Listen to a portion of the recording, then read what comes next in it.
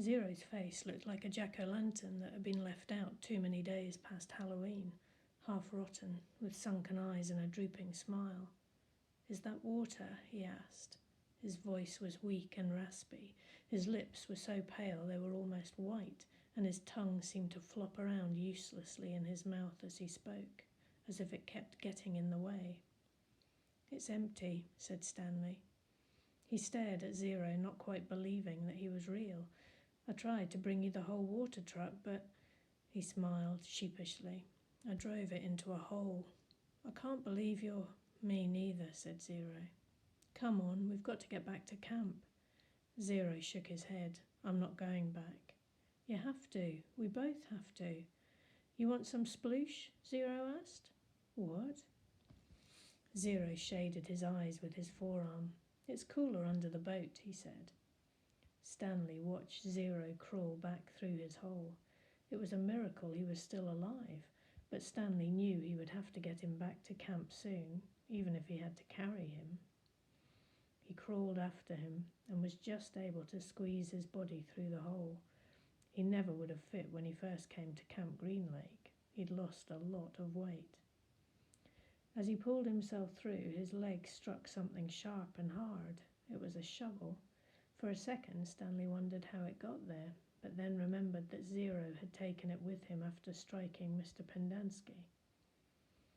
It was cooler under the boat, which was half buried in the dirt. There were enough cracks and holes in the bottom of the boat, now the roof, to provide light and ventilation. He could see empty jars scattered about. Zero held a jar in his hand and grunted as he tried to unscrew the lid. "What is it?"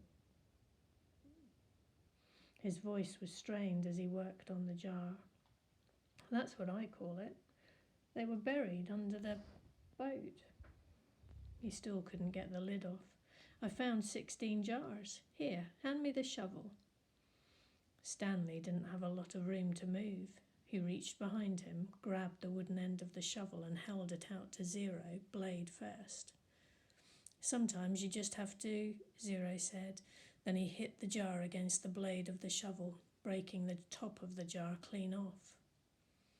He quickly brought the jar to his mouth and licked the sploosh off the jagged edges before it spilled. "Careful," Stanley warned. Zero picked up the cracked lid and licked the sploosh off that as well. Then he handed the broken jar to Stanley. "Drink some." Stanley held it in his hand and stared at it a moment. He was afraid of the broken glass. He was also afraid of the sploosh. It looked like mud. Whatever it was, he realised, it must have been in the boat when the boat sank. That meant it was probably over 100 years old. Who knew what kind of bacteria might be living in it? "It's good," said Zero, encouraging him. He wondered if Zero had heard of bacteria. He raised the jar to his mouth and carefully took a sip. It was a warm, bubbly, mushy nectar, sweet and tangy. It felt like heaven as it flowed over his dry mouth and down his parched throat. He thought it might have been some kind of fruit at some time, perhaps peaches. Zero smiled at him. "I told you it was good." Stanley didn't want to drink too much, but it was too good to resist. They passed the jar back and forth until it was empty. "How many are left?" he asked. "None," said Zero. Stanley's mouth dropped. "Now I have to take you back," he said. "I'm not digging any more holes," said Zero. "They won't make you dig," Stanley promised. "They'll probably send you to a hospital, like Barfbag." "Barfbag stepped on a rattlesnake," said Zero. Stanley remembered how he'd almost done the same. "I guess he didn't hear the rattle." "He did it on purpose," said Zero. "You think?" "He took off his shoe and sock first." Stanley shivered as he tried to imagine it. "What's Marialoo?" said Zero. "What?" Zero concentrated hard. Marialoo. "I have no idea." "I'll show you," said Zero.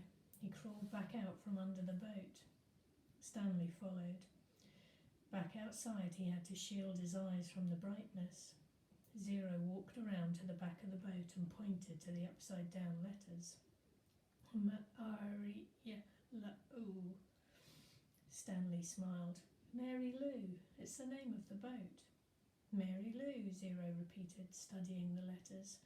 I thought Y made the Y sound. It does, said Stanley, but not when it's at the end of the word. Sometimes Y is a vowel and sometimes it's a consonant. Zero suddenly groaned.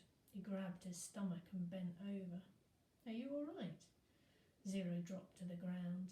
He lay on his side with his knees pulled up to his chest. He continued to groan. Stanley watched helplessly. He wondered if it was the sploosh. He looked back towards Camp Green Lake. At least he thought it was the direction of Camp Green Lake. He wasn't entirely sure. Zero stopped moaning and his body slowly unbent. I'm taking you back, said Stanley. Zero managed to sit up. He took several deep breaths.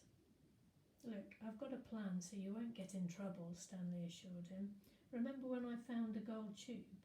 Remember I gave it to X-Ray and the warden went crazy making us dig where she thought X-Ray found it? I think if I tell the warden where I really found it, I think she'll let us off. I'm not going back, said Zero. You've got nowhere else to go, said Stanley. Zero said nothing. You'll die out here, said Stanley. Then I'll die out here. Stanley didn't know what to do. He'd come to rescue Zero and instead drank the last of his sploosh. He looked off into the distance. I want you to look at something. I just want you to look at that mountain up there. See the one that has something sticking up out of it? Yeah, I think. What does it look like to you? Does it look like anything? Zero said nothing.